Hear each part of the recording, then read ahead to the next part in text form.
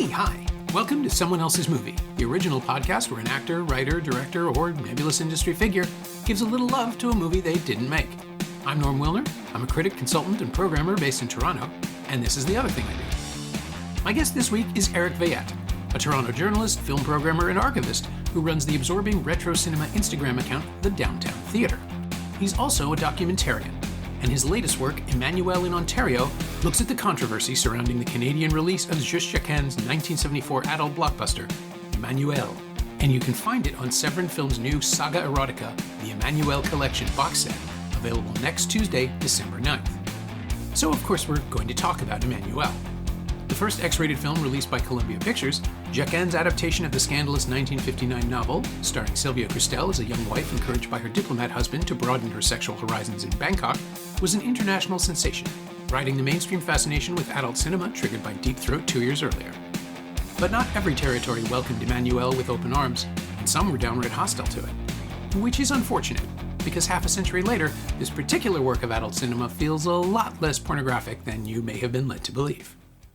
This is Someone Else's Movie.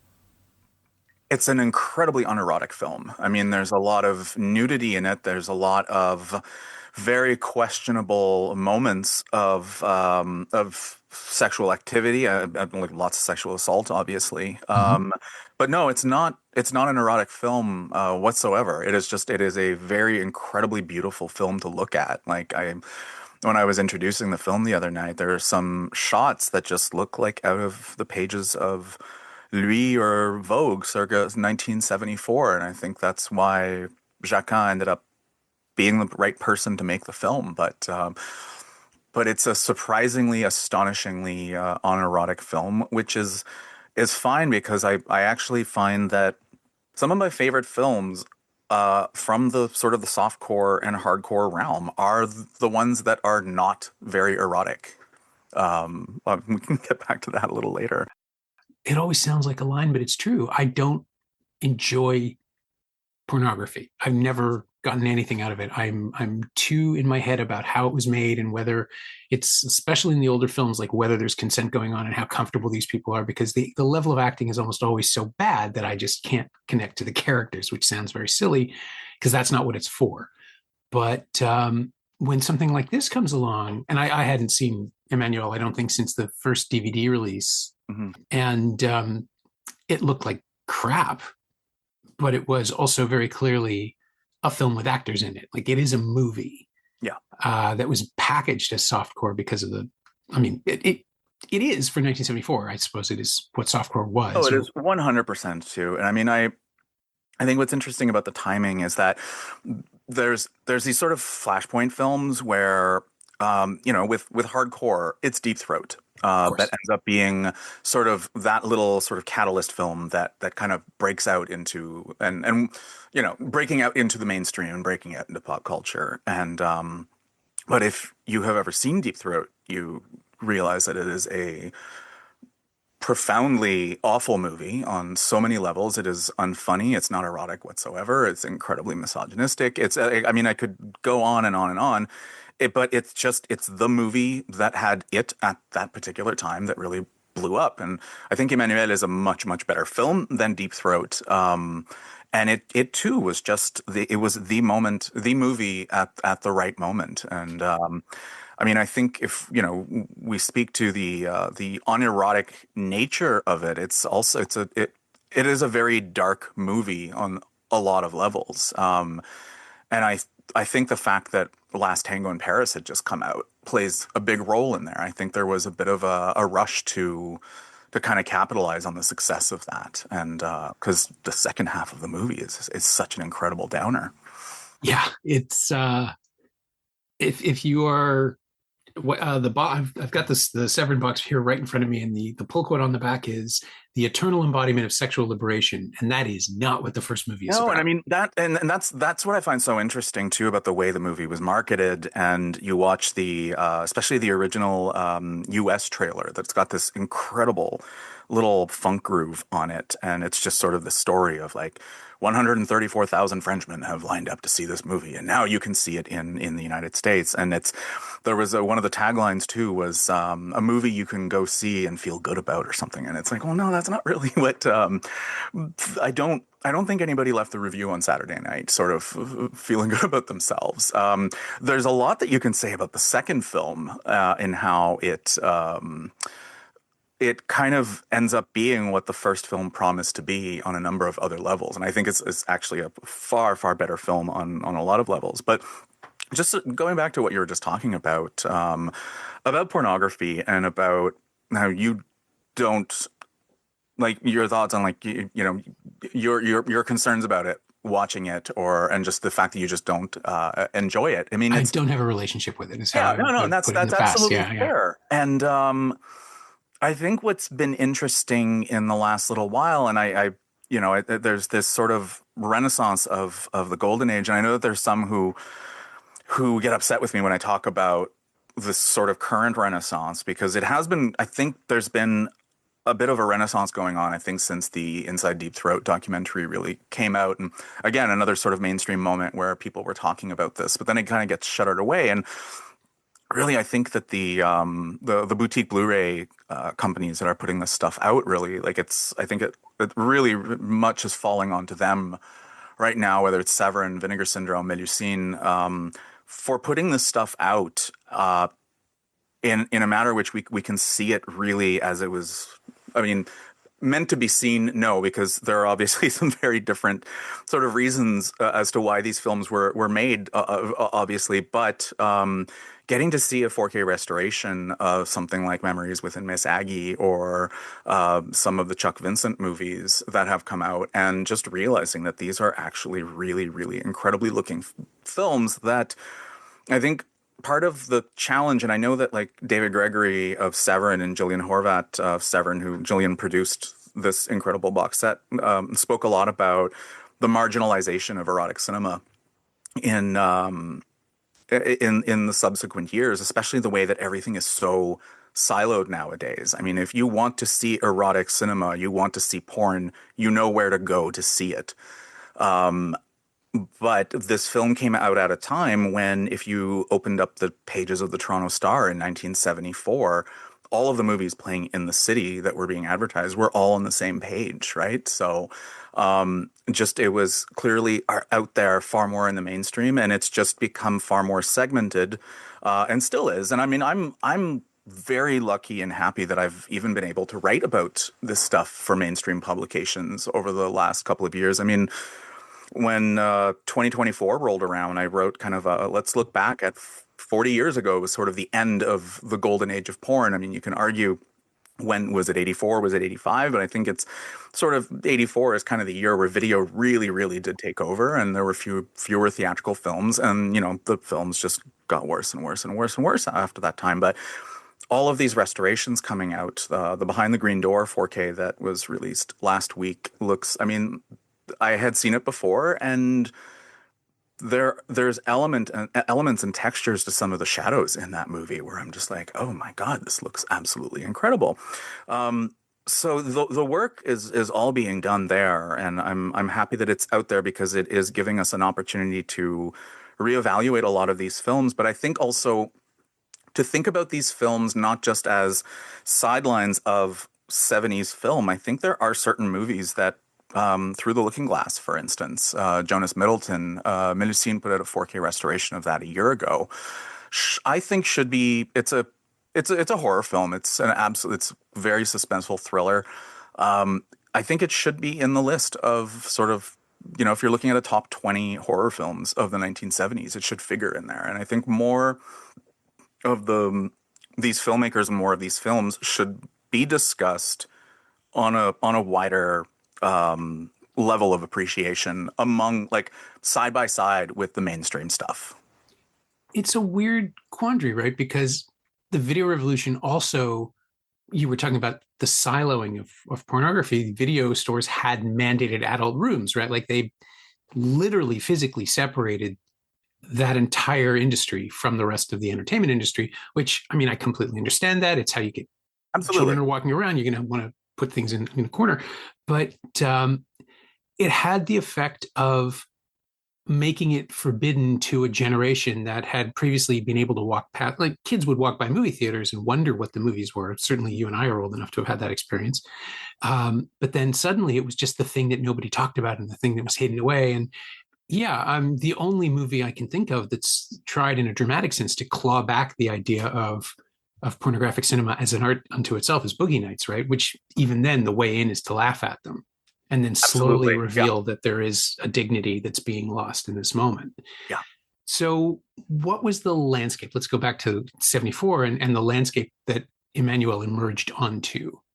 Well, we can look at it broadly North America and then come to Ontario, which is the subject of the documentary that I made for the box set. I mean, I think it comes out at a time when, if you look at those splash pages, there are many, many, many films already out there very much like that. I mean, I think Emmanuelle was incredibly successful because of that marketing. I think it just movies with one woman's name on it had been relatively common for some time. I mean, I think Dunning and Link with Cinepix even were some of the early ones really doing it. I mean, with Valerie that came out, was that 69, the Denis Héroux film? Yeah, I think so. So Valerie, and then obviously you had, films that were meant to either made in Scandinavia or made by Americans to look like they were Scandinavian films, following I Am Curious Yellow, Inga, that kind of stuff. So it had existed around for some time, but I think that again, it just comes into the time and the place and the way that Emmanuelle was particularly marketed. That is incredibly fascinating, and the scandal that arose from it as well, because there had been a major change in government. And I think, too, if we're looking at the history of pornography, softcore erotica, all of that stuff, changes in government and changes in leadership always seem to play a role here. And there was a change in government in France in 74, which is what, or maybe late 73, which is what allowed this film to be made in the first place. I mean, the adult film industry really exploded in France as well, and there was a little more crossover as well. Sorry, I'm jumping across the pond here, but you had a lot of filmmakers like Jean Rollin and a couple other filmmakers who were making horror movies who were then all of a sudden making porn to pay the bills, kind of thing. Many of them not that great, but Jean Rollin would work as Michel Gentil, and there's a lot of Jean Rollin isms in a lot of those films that I find really fascinating. Claude Mulot was another one of them. He did La Rose Écorchée and a couple other films, and did some really, really fascinating work in pornography during that time. I think there was a little less crossover in the United States. Like, he had his porn name was Robert McCallum, but I'm completely drawing a blank right now. Gary Graver, big director, worked with Orson Welles, cinematographer on a lot of mainstream stuff, but had a pretty prolific career in porn. And then you had a lot of the New York guys. I mean, Abel Ferrara got his start in porn. Bill Lustig as well has not shied away from it. Wes Craven never talked about it, unfortunately, but I think The Fireworks Woman, which he made after Last House on the Left, Right. which Melusine just put out, or Quality X, one of the sub-labels, it's hard to keep track, put out a couple months ago, and it's a really, really striking, artful film that says a lot about what Craven had already done with Last House and where he was going with it. You can see echoes of Nightmare on Elm Street in it. You can see, there's so many things, and it's probably one of the most fascinating. It is the most experimental film he ever made, and one of the most fascinating experimental pornographic films of the 1970s. So this is the culture that Emmanuelle kind of comes out in 1974, and there is an appetite for this stuff. In the United States, you've got the MPAA. I'm actually not too familiar on how the MPAA itself treated the film, but knowing how the MPAA was working at the time, I can imagine that it was censored along the same ways and cut along the same ways that it would have been in Ontario. But obviously a very controversial title. There was so much publicity surrounding its releases, and what I found interesting, and the reason why I ended up being involved in this project in the first place, is that I'll just backtrack a little bit. I was interviewing David Gregory of Severin Films earlier this year, and we were talking about the Russ Meyer releases, and it was for an article I was writing for the Star, and it was kind of tying it to the Cinema 2000 here in Toronto, and a trial that resulted from them showing Vixen, and David and I just got to talking about the legacy of these erotic filmmakers, and like I was just saying, the siloing and the segmenting. The way that a lot of erotic filmmakers and their legacies have been treated, especially at the time of their death, is quite interesting, and it depends on the time and the climate as well. I mean, I think when Radley Metzger passed away, there was a New York Times obituary, and there was some worthy praise. And Gregory mentioned just what a shame it was that when Jaeckin, who directed the first Emmanuelle film, directed Story of O and a couple other erotic films, when he died in 2022, Variety didn't even run a single item on it, which is quite striking. And I mean, I think the argument is he did make one of the most important French films ever made. And one of the most profitable, which you would think would draw Variety yeah, right away. absolutely. I mean, I think initially that first run right there, it was sort of it had already broken records in France. And then when you think of the overall impact of the franchise, of the not just the franchise itself, for the first Emmanuelle films, the spin-offs and the offshoots, and how much more money distributors were making if they simply changed the title of their movie from whatever, Queen of the This to Emmanuelle in. And a lot of distributors did that and made them a heck of a lot more money. And it's interesting because when Emmanuelle came out, there had actually been an Italian film called Emmanuelle that came out in 1969, which is in the set, and I hadn't actually seen it until last night, and it's quite a trippy film. There is absolutely no connection whatsoever with the original sort of memoir that it's based on, or the Jaeckin film. There are some similarities from a sort of an Enlightenment standpoint that never quite goes there. Really, really great score. And there are moments, it kind of starts off feeling a little bit like a Tinto Brass movie from the late 60s. And goes into weird comedy areas that just kind of were at sort of odds, I think, with the sort of weird existential story that's going on. Like this woman Emmanuelle's character is just in absolute crisis. Anyways, when that had come out in Ontario and was playing just sort of the regular sexploitation spots, and I think there's a notion of these movies were playing in these types of theaters. They were playing in porno theaters. The erotic theaters, or the theaters in, like, say, in Toronto, that's generally showed these types of films, those had existed for some time. I mean, Famous had the Vaughan Cinema, and that kind of is the spot where sort of the sexploitation stuff would go. But it always opened at the Lowe's Yonge Street or the Imperial or the Uptown. Like, all of these movies were having big openings. Emmanuelle ended up opening at Yonge and Eglinton, which I think had, I don't know what year, maybe 68 or 69 that had opened. So that was a big spot for sorry, I shouldn't say Famous. That was an Odeon house. Yeah, and these are all large houses too. Like, these aren't small rooms. They're opening them because they know they'll get the money. The tickets will sell. They know that it's going to do well. I mean, when Dracula Sucks, which was, it was a porno takeoff on the Dracula craze of 1978, 79 with the John Badham, Frank Langella Dracula, and the George Hamilton Love at First Bite. This movie starring Jamie Gillis as a bearded Dracula comes out and is retitled Dracula Sucks ... Blood in Ontario, and it opened at the Uptown. Yep. Late January. No, late. It was a Christmas movie. I was there. I mean, I didn't go in, but I remember walking past the marquee and thinking, "Oh, that's silly." And that's actually a totally fair reaction to it.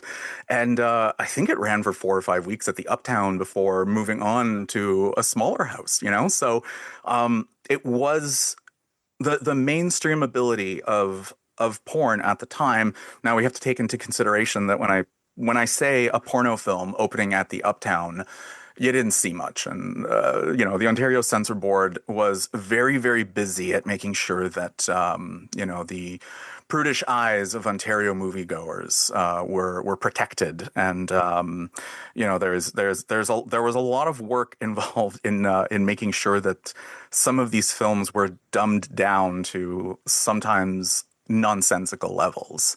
So that's, I guess, what I'm getting at in terms of it was out there and it was just among everything, and it was just kind of accepted. And then video comes around, and that's when, yes, and I think video stores probably played a big role in that as well, because that's when everything got categorized. I don't think there was really any level of categorization prior to that, other than certain cinemas were known as, shit kicker cinemas. As, we're just going to have the Bruce Lee movies playing in this type of cinema, and attracted its crowd. But overall, you look at those pages, and it's all there. Yeah, there were grindhouses and drive-ins, and then there was everything else. Yeah, yeah. And I Am Curious Yellow, sort of one of the big sort of movies, 1967, I think, doesn't come to Ontario until maybe a year or two later, and that opened at the Elgin, and well, I mean, it would have been called the Young at that point, but where you go see a big play at the Elgin now is where you would have seen that movie.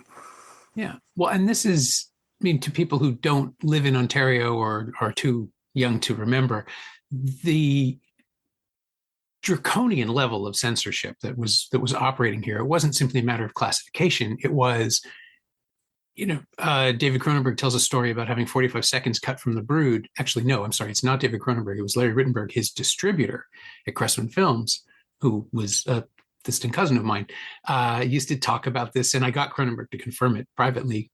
Cronenberg could not have an intact print of The Brood, which he made here in 1980, because the censors demanded 45 seconds be cut from it. And those 45 seconds, the reel with that material, had to be stored by the producer, by the production company, and the distributor in Quebec, in case they needed it. It's the bureaucratic hurdles that come into this. And I mean, we can talk a little bit about sort of the evolution of that board now. And I think it's really interesting, and part of why I was so excited to make this documentary is that, there has been a lot of writing, and there have been documentaries made about the MPAA.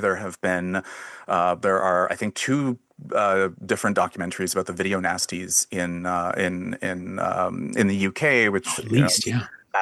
That famous list of all the banned films, which to us just turned into a list of the things that we wanted to watch. They're all the best ones, yeah. Yeah, and obviously the British Board of Film Classification is still a thing; it's still around. And David Gregory was telling me that apparently they're even trying to go after streaming out there right now, which to me just is such a part of the reason why the Ontario board disbanded, because it was just like, okay, this doesn't make any sense anymore. Also, it wasn't making any money. But if we can jump back to 1911, which was the year that the Ontario Board of Censors was formed.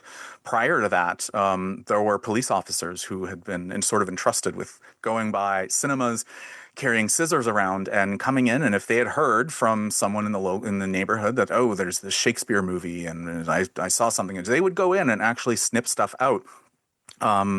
Paul Moore wrote a really fascinating book called Now Playing, that's sort of looking at the regulation of fun in the sort of early cinema days of sort of the 1906 to 1915 kind of thing, which is really, really fascinating. But then the board comes out, there's sort of a mandate. And one of the early mandates was we can't have too much overt like pro-Americanism in the film. We are a British colony, and we must, we must respect the Union Jack. So, an American flag was okay, but not too much of it. So there would be lots of cuts made to that, which again is an interesting thing to look at in the current political climate that we live in, Yeah. and what the American flag currently represents to us here in Canada. Um, then obviously there was concern for any sort of religious, the words "goddamn" in any movie. They never made it onto the screens. Then you start getting actual sort of age restrictions coming in. You've got the adult entertainment designation that comes in 1946, and that was O.J. Silverthorne who put that in. The restricted classification comes in, I think, in like 52, 53. So you're starting to see that this sort of age-based system that we know a lot better coming in, but they're still cutting films. And Silverthorne is, I mean, he was appointed in 1934 and he retires in 1974. So this guy was head of the censor board for 40 years, which still just absolutely blows my mind. And that's a whole sort of discussion on itself. But there are some scandals in the 1960s. Of course, the counterculture rises at this point. You've got experimental films. You've got, Warhol films wanting to come to Ontario, and you've got, just this new cinema coming, and the censor board doesn't really know what to do with it, and they actually in a way try to liberalize, but then there's the criminal code, and the criminal code will supersede all of this stuff. So there are judges and there are lobby groups that are really upset that certain films are getting passed, and Silverthorne is just like, we've made the cuts that we need to this film, but there's a particular film, I always blank on its title because it's an Oliver Reed musical. Ken Hieronymus. Oh, I know this one. It's a long ass. Mercy Hump, right? That's Exactly. So that had been passed by the censors, but it was cited in a trial that was happening, and then a judge read up on what the movie was about and was like, "Well, we can't have that." So the Odeon Don Mills, which was part of the premiere chain, the cop showed up and seized the print in 1968 or 1969, right? So there's a headline in the Star in 1968 of O.J. Silverthorne. This picture, he's just kind of leaning back with his hands behind his head, and it says, "The censored censor, he worries." So there's this intimation that they're not being radical enough in their classification or their censoring. And then there are plenty of scandals during Silverthorne's reign. But then by the 70s, it's very much just like, let's just do our job. Let's classify these films. Let's cut, the hard lines in the movies, and let's just be as liberal as possible, because Manitoba had switched to a classification system in 1972. So it really was just okay, this movie is for people aged 18 and over. And it was also run partly by a Jesuit priest at the time too, who was very much like, okay, no, I think people should be able to choose. And so part of the reason why I was involved in this whole project in the first place is, after talking to David, he had mentioned that they also had the Emmanuelle license, and always had it in the back of my head that, when Emmanuelle first came out in Ontario in 1974, O.J. Silverthorne had just retired. And I just spent a little bit of time talking about this guy. He's pretty lax by 1974. Oh, he's a moderate. Absolutely. And again, there are times in the past 40 years where he definitely was not. And he always tried to say, kind of a sort of typical sort of bureaucrat in this sense, where he's like, I'm kind of the man in the middle. I'm trying to please the public, I'm trying to please the film industry, and I'm trying to please the government at the same time. And he definitely was doing a lot of work pleasing the industry, as I've been learning. So he is replaced by this man named Donald Sims, who was a CBC broadcaster. And I don't know much about Sims as a journalist, but I get the sense that he was maybe along the lines, he was a commentator based out of Northern Ontario. I think there maybe was a bit of a Lubor Zink kind of very kind of reactionary right-wing thing about him, which probably made him very favorable to the government in terms of taking on this new role.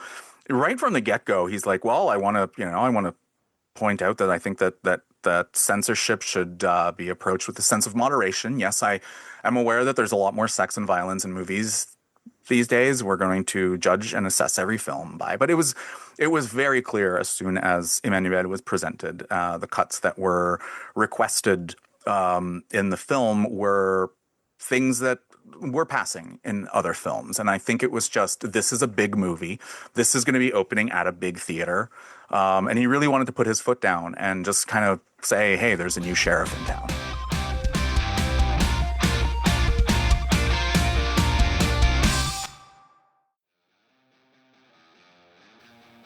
Hey, it's Norm interrupting my own show to bring you up to speed on Shiny Things, my newsletter about physical media, culture, and the odd streaming project.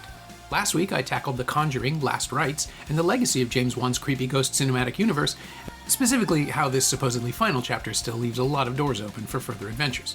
Sign up for a 14-day free trial at shiny-things.ghost.io or find a link at the Semcast Blue Sky account. You like reading about movies? I like writing about them. Come check it out.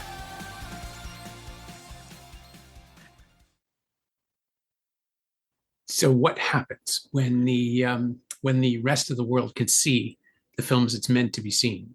Was there a pushback in Ontario, or did it just happen quietly? No, so and that's what's really interesting about the situation with Emmanuelle, because most of the time, I mean, the censor board had a lot of power, and they had the power to make things really, really difficult for distributors if they didn't go along with their wishes. And of course, during the Silverthorne era, that was always a thing. And there was definitely, like I said, he was very, very close to the industry in a lot of levels. And I think that there were ways around it. Ulysses is a perfect example of a film that had been banned in Ontario and then 6 months later opened without very few cuts, which even Martin Ellman in The Star at the time was just like, I don't quite understand what happened here. So Emmanuelle is presented to the censor board, and these things always played out quietly. They were always negotiations between the board and the distributor or the studio or the director, all of that kind of stuff. And it rarely, in the 60s, there are few examples. Larry Kent's High is an interesting example in 1968 or 69 at CineCity, because they had ordered cuts, and Kent was just like, absolutely not. And they went ahead and screened it for the press anyways at CineCity, which was at Yonge and Charles. And that then led to criminal charges, all of that stuff. So there was some outcry and some protest. But this was one of the few rare times in the 70s where this was playing itself out in the press. So Harvey Harnick, who was the general manager of Columbia Pictures Canada at the time, later, interestingly, served a year as a member of the censor board in 1985 after he retired. He just kind of came out and he was like, absolutely not. This is completely unfair. This film is playing relatively uncut in Quebec, Alberta, BC. Why is this happening? We have a big release here, and and it was their big Christmas release. This was supposed to be released. They were already advertising that it would be opening on December 20th. There was several weeks of just like, hey, Emmanuelle is coming. So Ontario could finally see it. And ultimately it plays out in the press for maybe 3 or 4 days kind of thing. So it's, and I don't necessarily want to compare the release of Emmanuelle to like bigger, more controversial films like Pretty Baby, Tin Drum, Luna, all that kind of stuff that, very different circumstances. But for me, I think it's the time and place of this massive switch. So it does end up playing. Toronto audiences get to see Emmanuelle on December 20th, 1974. But there were a number of cuts made to the film, which is, most erotic cinema did have cuts at the time. Harnick just argued some of these are a little insane. One of them is there's a Mile High Club scene. Well, she has a couple encounters on in this one scene in the plane. And one of them is taking place in a lavatory, and the board objected to the movement in the scene, and Harnick, who never met this guy, but he sounded like quite the character. It was just like, the board is trying to say that you can copulate without moving. Like, what's the deal with that? And The board only wanted shots of from that scene. There's a couple shots that are kind of like a Head and Shoulders thing, and of course, a lot of these films, the filmmakers, the producers, they knew what they were dealing with. They knew that they were all at the mercy of these censor boards. So a lot of these films were being cut with, okay, well, if this doesn't pass the censors, at least there's this stuff here in there. So that was one of them, and there's a couple other love scenes that they're just objections to the particular frames and angles and all that stuff. Ultimately, I'm not 100% sure of what ended up because again, it was a discussion and negotiation. The film ended up playing with a number of cuts and opened and then ran at the York for months, and then I would say Emmanuelle was a sort of perennial presence in Toronto for decades to come. And I mean, the distribution shifted from a couple different distributors, but I know the Creative Exposure at one point, they owned the festival chain. They had distribution on it at one point, and that's why if you look through listings in the 80s, it's playing at the Bloor all the time. It's playing at the Kingsway, at the Fox, all of that kind of stuff. So that is, in essence, the story of the documentary that I produced for this box set called Emmanuelle in Ontario. And given how many Emmanuelle in films exist, I'm quite happy to have added to the lexicon of these films. There's probably, if people are looking up Emmanuelle now because of maybe some attention it's getting because of the box set and coming across, maybe a little curious about why there's Emmanuelle meets the government regulators, but I was really, really happy to be able to tell that particular story. But I think what was most important to me was the sort of after Emmanuelle and how that we've got this arrival of Don Sims, who, I mean,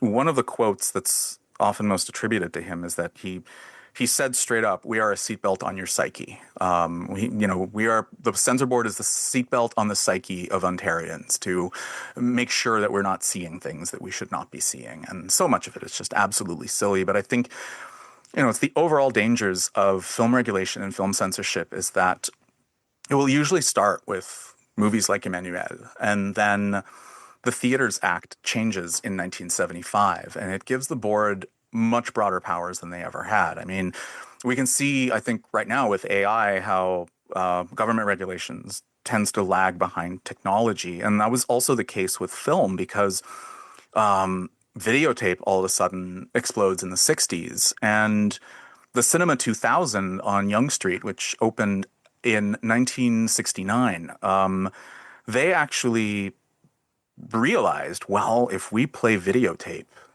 we don't have to pass these movies by the board. And it was true because they only had jurisdiction over 35 millimeter and 16 millimeter film. And that's when the police came in and used the criminal code to sort of shut down the Cinema 2000 over its screening of Vixen, the Russ Meyer film. But it was an elaborate thing that, like, there was still no actual video screening emporium in Times Square at the time. Like, Toronto was actually ahead of the game there. And I mean, there's a whole other story with the creation of the Cinema 2000 and its presence in Toronto. But so then throughout those years, 1969, 70, up until 1975, there's still no regulation against video. There's no regulation against 8 millimeter. The Theatres Act comes in with the change in 75. And that's when all of that stuff is thrown in there. And it gives the board really, really sweeping powers. And then as the experimental film scene is growing in Toronto, they start targeting art galleries. And that is the stuff that concerns me the most about what happened at this time. And you get obviously the Clean Up Yonge Street Act after the horrific murder of Emmanuel Jacques, the young boy who, known as the Shoeshine Boy, in the late 70s. That kind of changed a lot of attitudes about Yonge Street and what was going on over there. And I mean, the queer community was in the crosshairs there. And unfortunately, again, so many galleries, so many filmmakers who were just experimental filmmakers who were not used to have, like, the thought of having to go through the government for a permission to show your film. It was just so absolutely against everything and so many principles, and especially given the way that the board was made up by the late 70s. You are very familiar with the name Mary Brown. The chief of the censor board from 1980 until 1986, and her name has become synonymous, I think, with film censorship. Like I've met people over the years. I remember finding a print on eBay, someone in Texas selling it, and it said Mary Brown print, and I was like, "Oh, that's interesting. Was this censored in Ontario?" And they're like, "What are you talking about?" And no, it just means it's a cut print. I'm like, so her name actually became synonymous with censorship. And obviously you were writing about this stuff at the time too. Like, I mean, there were just so many films, and we've talked recently about, Day of the Dead not coming out theatrically, and then just the rush of like trying to see George Romero's third zombie movie in Ontario was just like, I don't know. I don't want to sound all kids these days don't understand, but no, I was 17 and we were going to drive to Buffalo. Like we were going to go to see it in America, a 2.5 hour drive at the time, to see a zombie movie that you couldn't see here. Because we were 17 and we could get into an R-rated movie there, we couldn't get into it here until we were 18, and it wasn't even playing. And yeah, there was a loophole similarly for Laserdiscs because they couldn't cut them, right? Like it wasn't worth mastering a Laserdisc version of something the way they could master a VHS alternate cut. Mm-hmm. But that was the only way to get, like, the Criterion edition of Salo. Pasolini's Salo was released on Laserdisc, and I had to buy it and sneak it into the country at the time just because I wanted it and had never seen it, obviously, because it was banned in Ontario. The weirdest thing about sort of coming of age during that point in time, with the video revolution making everything available and Ontario making it not available in its complete form, it was a really weird place to be for a while. And kids listening, this was before the internet. There was no torrenting, there were no streaming sites. This was long before any of that was possible. You had to physically put the tape in the machine to watch it and hope you had one that wasn't cut. Did I tell you this story? I worked for a Jumbo Video my first year out of film school. Well, after my first year of film school. I don't think I know this story. And Jumbo was a national video chain in Canada that wanted to be Blockbuster before Blockbuster made it up here. And so their thing was to just buy stock from closing stores and then ship it to new places that would then be new Jumbos and open them. So when the store across the road from my house opened and I got a job there immediately, because who wouldn't want that? My first job was to go through all the horror movies and see which ones were cut and which ones were uncut, because they were coming from other provinces. And if the original version of a movie that was cut by the Ontario Censor Board had made it to us, we basically had to destroy it or send it back to head office, because legally it should never have arrived in. I kept them all. But legally, it should never have made it into the province in the first place. And so what do we have? Reanimator. And that was how I saw Day of the Dead uncut for the first time. I think it must have been there. But we also got cut versions, and so we could compare and contrast, which is really fascinating. Which was a thing you generally couldn't, like, you were in this position where you could do this. I mean, that was not a thing at the time. Yeah, and we were notifying head office. It's like, oh no, we'll destroy them. Don't worry, we're not going to send them back. We'll just throw them out. Don't worry, it'll be fine. There was one where I can't remember. It wasn't me, but somebody else unpacked the reels and put it in a blank tape case and destroyed the cassette to demonstrate that we were doing this underway. I can't remember which movie it was. It might have been one of the adult films, because we did have an adult section.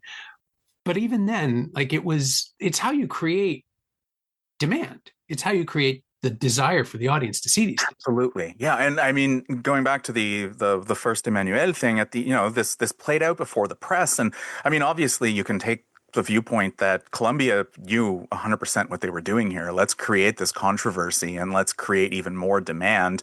Marika Green, who plays Bee in the movie, she ended up I had a really fascinating conversation with her a couple of weeks ago about working with Bresson and then working with Jaeckin. But she had, as I mentioned in the doc, she she played a role in sort of this defense of Emmanuelle, and what's the big deal, Ontario? I'm from France, and blah blah blah. But she actually ended up coming here directly in Toronto to sort of address this controversy at the time. I also don't understand how Too Saucy for Ontario is something that would have any cachet. Like Too Saucy for Montreal, maybe. Yeah, well, that's the thing. And I think one of the funniest things out of all of this is that Emmanuelle had this famous tagline: "X was never like this," and it's so good, and it looks amazing on the poster. But since the X rating did not exist in Ontario, they forced the Columbia to change all of the marketing to, not all of it, because the Rio Theater, the family that owns that legacy, they have an original one sheet of Emmanuelle that actually still has "X was never like this" on it. But they made all of the advertising, and of course the censor board also had control over how films were being advertised in the press and all that stuff. So it's changed from "X was never like this" to "R was never like this," which frankly, that is the most Ontario thing I've ever heard. Like there's just no, it's like, what? Like half of the movies were restricted at the time. Like there was nothing scandalous about that. Just absolutely the most, yeah, again, most Toronto, most Ontario thing you can really think of for the 70s. And now, of course, watching Emmanuelle in the present day, it is an R-rated movie. Like it isn't. There's nothing in it that hasn't been nudged into. Like major studios have used more graphic imagery. Distributors are they don't even blink at what's in there. The one moment, of course, the cigarette sequence was not even shot for the original film. No, it wasn't. And that was an interesting thing about the screening at the review on Saturday, was that the included in the box set is, and David Gregory was explaining this to me, is that the original theatrical version is included there, as well as the director's cut. Now, the director's cut is all that has been available theatrically for some time, and the director's cut, the only real change to it is that this scene taking place in a brothel where Jean, who's Emmanuelle's husband, who's really kind of not happy with a lot of the decisions that Emmanuelle is taking or that are being made for her. He's in this brothel, and an uncredited woman appears on stage and inserts a cigarette into her vagina, and smoke puffs from her vagina. And I don't know who this woman was. I mean, this was Thailand, likely a sex worker in Thailand. And again, sometimes it's these little stories about these films, just to find out more about it. But the producers wanted the film. The producers didn't think that the film was erotic enough, so they thought that was how that they were going to make this film more erotic. And Jaeckin had nothing to do with the sequence. I don't know if you noticed, but when I rewatched the film for the first time, and I've had to watch it a few times making the doc, it feels tonally completely different from the rest of the film. The male gaze is obviously still very, very present, but it just doesn't feel like the same movie. So on his deathbed, Jaeckin made the Studio Canal president, and they'd become really good friends, I guess, in Jaeckin's final years, promised that that particular scene would never ever be screened again theatrically. So Severin really had to make a case to include both versions. And obviously, if you're going to be exploring sort of the history of these films, we need to include this. And so they were granted the permission to do so. And interestingly, I mean, I had some people come up to me at the screening afterwards, and I had addressed it in my intro, which admittedly was probably very long. And Marika Green also mentioned it in the video that we screened of hers beforehand, about Jaeckin just hating that scene and not wanting in it. The producers forced it in, and it was a battle that he lost. And ultimately, that was something that was cut from the film in Toronto in 1970, in Ontario when it first came out. But yeah, I had a few people coming up saying like, "Hey man, what happened to the cigarette scene at the end of this?" And I was like, "You guys saw snippets of it in the documentary. I think we're good." Just like, "Oh, it's all about censorship, and then this film was still censored." I'm like, "I think we're good, guys. Like, it's take it easy." Like, I wonder if they just wanted to see it in context, right? Like having seen the clips, you want to see where it fits in the sequence, and really, it is just sort of stapled into the middle of or the end of that that whole Yeah, section. it's a rather jarring moment, and I think also just speaks to sort of the exploitation nature of the films of this era. I mean, if you know, we've been talking about Emmanuelle now for an hour, and we haven't really mentioned that there was the spin-off Black Emmanuelle series, which is Hmm. an incredibly sort of stereotyped and ethnographic series in nature, but I think it are actually somewhat even more fascinating than the original Emmanuelle films. So many of them, most of them are starring Laura Gemser, and Severin, prior to this set, put out this incredible box set called The Sensual World of Black Emmanuelle. Kayla Janice produced it, and I still think it's the high bar in terms of physical media releases that in so perfectly contextualize the films that are being presented in there. There's one of the films, I think there's two of them, but one of them is Emmanuelle Around the World, and it's a Mondo film, so it's one of these like let's go into a club in this city kind of thing, and on the bonus features is a documentary called The Naked Eye: Sex and the Mondo Film by Elizabeth Purchell, who has launched this incredible distribution company called Muscle Distribution over the last year, and is doing a lot of theatrical distribution for a lot of Golden Age erotica, a lot of the stuff that Melusine is putting out, a lot of the Radley Metzger films, doing a touring of the Monica Troit films as well. Like, there's just some really incredible stuff that Liz is doing. She did this documentary that The Naked Eye: Sex in the Mondo Film, which really looks at trans identity in the Mondo film. And the argument is kind of, there's been so much erasure of trans visual history that it's in the Mondo film where you will find it. And it's just such an eye-opening extra. And I think probably one of the best parts of that box set. And I think you could very easily argue that so many of the movies in that set are incredibly abhorrent on so many levels. I mean, half of them were directed by Joe D'Amato, and Joe D'Amato really loved to glorify violence. And there's a lot of stuff in some of these movies that you're just gonna be like, oh my God. But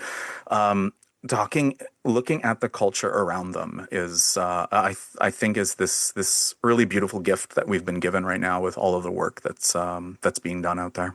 Yeah, if you're going to look for transgressive material, you're going to find the most interesting cultural stuff, even if it isn't what the audience wants in the moment. It'll be of value later. Yeah, of course. Yeah, and I mean, I think with I'm still like, I mean, I got the box set a couple of weeks ago, and I've had a chance to listen to the commentaries at least on I don't know if we've talked about the second Emmanuelle film, and obviously there are so many of them. I think in this sort of the original kind of cinematic universe too. I think the second one kind of jumps in, and in the first film, the husband is really not happy with the way that things have gone.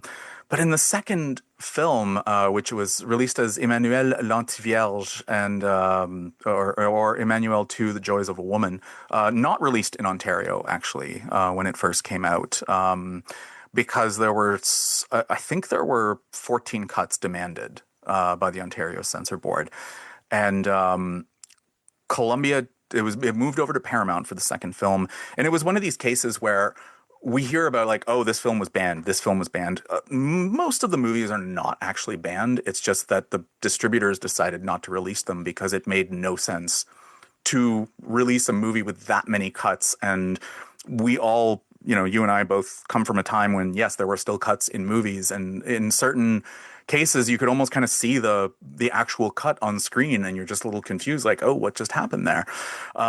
So it wasn't released in Ontario. It was released in Quebec and BC. There was a big court case actually about it in Alberta that I didn't know about until I listened to the audio commentary for part two. Is Liz Purchell again, who directed that incredible Mondo documentary, does the audio commentary for the first and second films, and then Gillian Horvat, who produced the box set, comes in on the commentary for part two, and they're having a really fascinating discussion, and it's all of the ugliness of the first film is kind of subverted for the second one, and it's this talk of swinging, of polyamory, and Emmanuelle and her husband are actually quite happy in this situation that they're having, and there's an openness about it.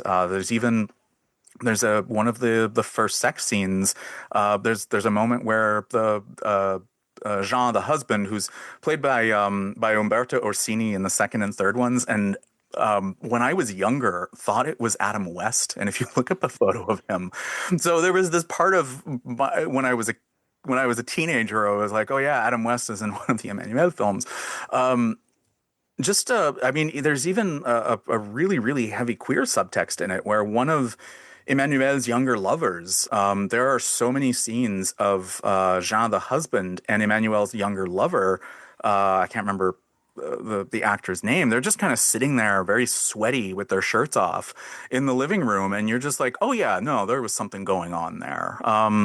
There's it's still a very incredibly beautiful film. It was directed by Francis Jacobetti, and who he actually designed the poster for Emmanuelle 1. I did credit to Liz Purchell for pointing this out in the commentary. Which, as she pointed out, is probably the first time in history that someone who designed a poster goes on to direct the second film. There's almost like a bit of a Guido Crepax kind of feel to the Italian cartoonist feel to the film, and it's a lot more playful. It's a lot hornier. It's a lot sweatier, and I think there's even a scene with some animation sequences where she's kind of looking through an old a nickel show essentially, and a ballet instructor comes in, and there's just this, everything flows so much more positively, and you've got this good relationship between the couple, and then the third one comes out called Goodbye Emmanuelle in 1977. That one did play in Ontario, again, cut pretty significantly. And it really undoes all of the work that the second film had done. And it's almost like, I don't know, we're going to kind of compare it to any other franchise.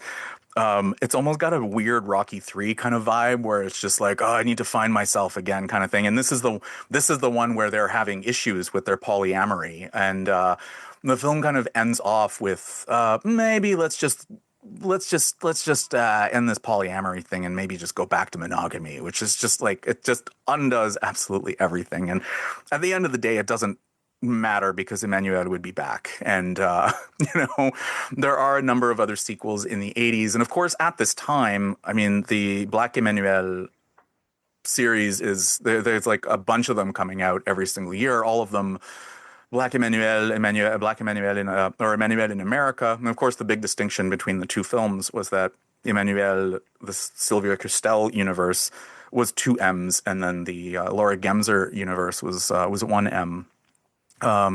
So they just keep coming out. And of course, as I said, so many of these movies also end up are not originally meant to be Emmanuelle films, but they're just retitled as such and end up in there as part of, no, not the pantheon, but like part of this expanded cinematic universe that has just gone in so many directions. And I think too, like, people who are interested in watching this stuff, I think they'll probably, and as a lot of people experienced at the review on Saturday night, probably quite shocked by this film. I would say the second one is worth watching. And when we were earlier on in the conversation talking about sort of relationships with porn, I think there's if there is a lot of bad porn out there, and I'd say that a good majority of the stuff that was produced is just like really unwatchable. But I think we're at a place now with all of these restorations where there is almost like a Criterion collection of incredible films from this era that you can watch and just be, and to almost treat the sex scenes like, I'm quoting my friend Casey Scott, who does these incredible audio commentaries on some of these releases, and a really, really incredible historian based in New York City who, in his audio commentaries on films like Henri Pritchard's Getting Personal, is having this really, really fascinating chat with Colleen Brennan, who was one of the top porn stars of the early 80s, who was also an incredibly talented actress in her own right. Um, to almost treat the sex scenes themselves like you're watching a Fred and Ginger musical. And this is the musical moment. Yes, there's going to be this sex scene. And hopefully it's photographed well. It's a performance. They're almost like athletes kind of at work kind of thing. But going back to sort of Boogie Nights too, and, Burt Reynolds as Jack Horner having that moment where he's telling Eddie, like, I want to make these movies that, people want to stick around and watch them and that kind of thing. And those movies really were being made. I think some of the films that Gerard Damiano did after Deep Throat, Memories Within Miss Aggie, The Devil and Miss Jones, he gets really introspective later on in the decade. There's a movie called Skin Flicks, which is this weird sort of little semi-autobiographical thing about a director who's really struggling to finish his porno film, and he's just got this malaise with the work that he's doing, and it's absolutely fascinating. He keeps going there into the 80s as well. Henri Pritchard, Ron Sullivan was another one of these who was just putting out really, really, really fascinating films, and who also, again, when we talk about porno movies, we don't necessarily think, hey, this one has a good script. Sullivan was an incredible screenwriter and who could really draw out. I think ultimately these are filmmakers who really did care about the movies that they were making, and they know that at the end of the day, these were made for masturbatory purposes, but really, really put some work into making sure that these films were. I mean, Larry Ravine is one of the great cinematographers of the porno era, and I think belongs up there in terms of some of the great cinematographers of the 20th century. There's some kind of surprising things that I wasn't too familiar with the name of Roger Watkins, other than he having directed the Last House on Dead End Street, which is a horror movie that if you've seen, you probably don't ever really want to watch a second time. It is a genuinely, and for all intents and purposes, it is a movie that is meant to be as unpleasant and shocking as possible, and it really accomplishes that. And I think that in a different universe, I mean, this guy was hanging out with Nicholas Ray, and in a different universe, I think Roger Watkins probably would have gone and made some movies in Hollywood, and but he ended up directing porn instead, and he was making again, we talked about unerotic and unsexy. He was making films that were very much just taking.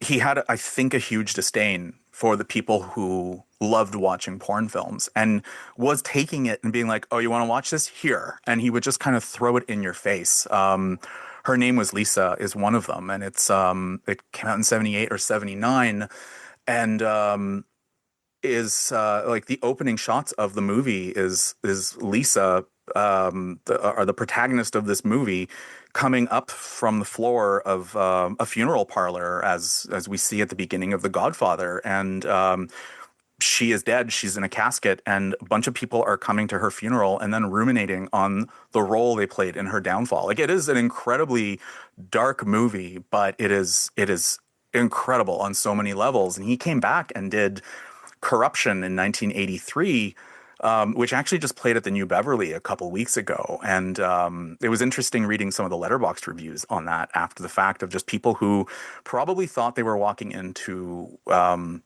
watch some 70s 80s porn, cool, can't wait, and then they walk out and probably had an existential crisis while they were watching this movie, because it is, let's take Dante's Inferno and let's turn it into the most visually stunning pornographic film you'll ever see. And he just kept getting hired to make these movies that were incredibly dark in tone, but also just kind of, I guess, almost like Haneke in a way, just kind of like just throwing just the industry back at the viewer's face. And he only made one movie after sort of the advent of the sort of video era. And again, it's just like these porn actors who are just kind of stuck in this loop of it's called Decadence. It came out in 1988, and it's really fascinating because it's porn actors trying to get out of this weird simulation that they're kind of stuck in. And there's a line in it that basically says, "It's okay, you can leave now." That I just thought was so insanely striking. So yeah, there's all of these movies that they have come out in these really really well thought out restorations with so much context, and I think it's just an interesting time to be to be either writing about it, watching this stuff, and yeah, just the dialogue. Sorry, I've gone on here, and I don't think you've said a word in 9 minutes. So. I'm not keeping track because it's all interesting. But that does kind of get me to the closing question, which is, in this case, where do you think Emmanuelle stands in this pantheon? Where does it fit? Is it art? Is it drama? Is it adult cinema? Like, where would you place it? I think it's a film that opened a lot of doors. I don't like. It is softcore pornography. It is an erotic film. I don't think there's any real question about that. But it is one of the seminal films of the genre of the 1970s, and I think its criticisms are absolutely well deserved. And I think the impact that it had in terms of sort of I guess at that point, the demarginalization of the genre, because the softcore erotic film was not anything new, of just sort of proliferating it and making it get out there into the mainstream is indisputable, and clearly had a very, very big effect. I mean, if we look at, you're just talking about the sort of the beauty and the texture of the look of the film itself. And I mean, that is a style that, I think there's other cinematographers and directors who had done it before, but that film's look was carried over, and that kind of became you look at any erotic film from the 80s and 90s, any shot on video Shannon Tweed thing, not shot on video, but like straight to video thing that would have come out in like the early 90s, and it carries the legacy of Emmanuelle in the way that these films ended up looking. My thanks to Eric Veillette, whose short documentary Emmanuelle in Ontario is an essential part of Severin Films' incredible 11-disc 4K Blu-ray box set, Saga Erotica, the Emmanuelle Collection, available next Tuesday, December 9th. It's also included on the individual 4K release of Emmanuelle, if you're not into the sequels. You can find Eric on Instagram at VeilletteInto, VeilletteInto, and also at the Downtown Theatre, all one word, and that's theater that ends in RE. In addition to Severin's physical editions, Emmanuelle is streaming on Mubi in the US and Canada. You can find me on Blue Sky at Norm Wilner, and you can find this podcast there at Semcast, SEMcast, and on the web at someoneelsesmovie.com. The first year of the show is still available for just $20 at payhip.com/Semcast. That's the first 52 episodes of Someone Else's Movie, 41 of which aren't currently available anywhere else. And check out my newsletter, Shiny Things, at shiny-things.ghost.io. I think you'll enjoy it. Our theme song is by The Last Year. If you like it, or the show in general, please say so. Leave a review wherever you've been listening. Every little bit helps, it truly does. And check out the other shows on the Frequency Podcast Network while you're doing that. Stay safe, watch movies, get all the boosters. I'll see you next week.